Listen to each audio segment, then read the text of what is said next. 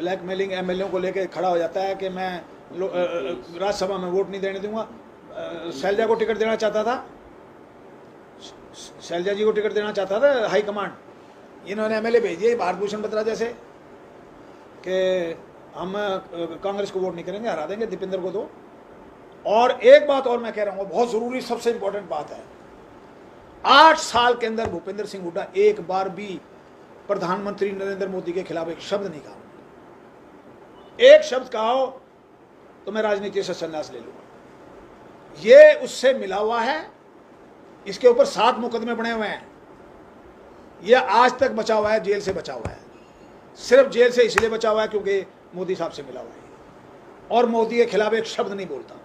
मैं कह रहा हूं ये बात, अखबारों में बता दो, आप सारे जर्नलिस्ट को बता दो, कभी आज तक भूपेंद्र आपकी प्रेस कॉन्फ्रेंस में मोदी के खिलाफ बोला हो? भूपेंद्र हुड्डा ने किसान आंदोलन में एक शब्द भी कहा हो तो मुझे बताओ। इसने किसानों के साथ भी धोखा किया है। किसानों को इन्होंने, वहां जाते थे, इधर ये कहते कानून वापस ले लो, लेकिन इससे आगे बात कभी ये नहीं कहते थे मोदी ने ये कानून गलत लगाए हैं। भाई साहब G23 बनाया था इन्होंने।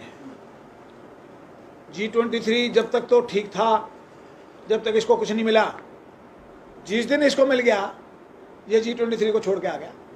पहले रोज कहता था कांग्रेस में सब ठीक ठाक नहीं है, अब तुझे पावर मिल गई तो कांग्रेस में सब ठीक ठाक हो गया।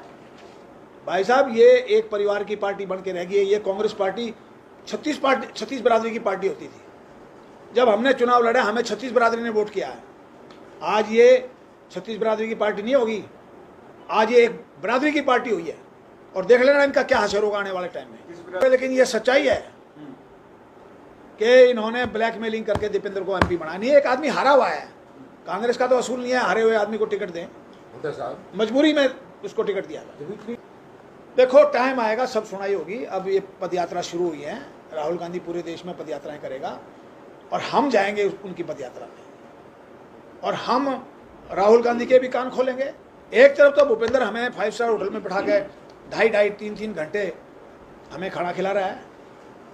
1 महीने पहले की बात है, ताज मान सिंह में उसने बुलाया मुझे और सुभाष बत्रा को, और 2.5 घंटे तक हमें यही समझाता रहा कि यार तुम मुझे छोड़ के ना जाओ। हमने कहा तेरे से भीख नहीं मांगते हम, मैंने धर्म करके कह रहा हूँ जो बात मैंने कहा। मैं कहा अगर हमारे में दम है ना तो हमें आगे ले आना, नहीं तो कोई ज़रूरत नहीं है। और मैं कहा हमारे में दम होगा तो तेरा मुकाबला कर लेंगे हम। अब मुकाबला करेंगे हर हालत में, चाहे कुछ हो जाए। पिछली बार तो इसके फादर ने मेरे आगे हाथ जोड़े थे 2019 में कि मेरे बेटे का सवाल है, और कलोई के अंदर मैंने उसका माइक संभाला था। और जो उनका OSD रह चुका है, जो वहाँ का रहने वाला है कलोई का, उसको मंच पे नहीं चढ़ने दिया लोगों ने। उसकी हिम्मत नहीं पड़ी वो चौपाल में चढ़ सके, और मैंने माइक संभाल के मैंने सारा मामला संभाला था। तो हमें तो जब ये आके, मैं तो इसको छोड़ गया था 2019 में, और मैं छोड़ के आ गया था। मुझे ने हाथ जोड़ के कहा कि मैं लड़ाऊंगा तुझे चुनाव, तू मुझे छोड़ के ना जा, मेरे बेटे का इलेक्शन है। ऐसे हाथ जोड़े थे, मेरे बेटे का इलेक्शन है, मेरे बेटे को मैं छोड़ के ना जा। और उसके बाद मैं, जब इसने मुझे ना लोकसभा ना विधानसभा टिकट दी, मैं फिर भी छोड़ गया था। फिर यहीं मेरे घर आया वो, और बैठा भी नहीं था, 20 लोग बैठे थे। उनके सामने उसने कहा कि कृष्णमूर्ति अगला चुनाव आपको बड़ौदा से लड़ना है। मैंने कहा हुड्डा साहब क्या कह रहे हो, वो 5 बार का एमएलए कैसे हटाओगे? कहता भूपेंद्र, वो श्री कृष्ण हुड्डा मुझे आके क्या कह दी, मेरा आखिरी चुनाव था, मैं लड़ लिया, अब मैं दोबारा चुनाव नहीं लड़ूंगा, मेरी उम्र 80 साल हो जाएगी अगले चुनाव तक।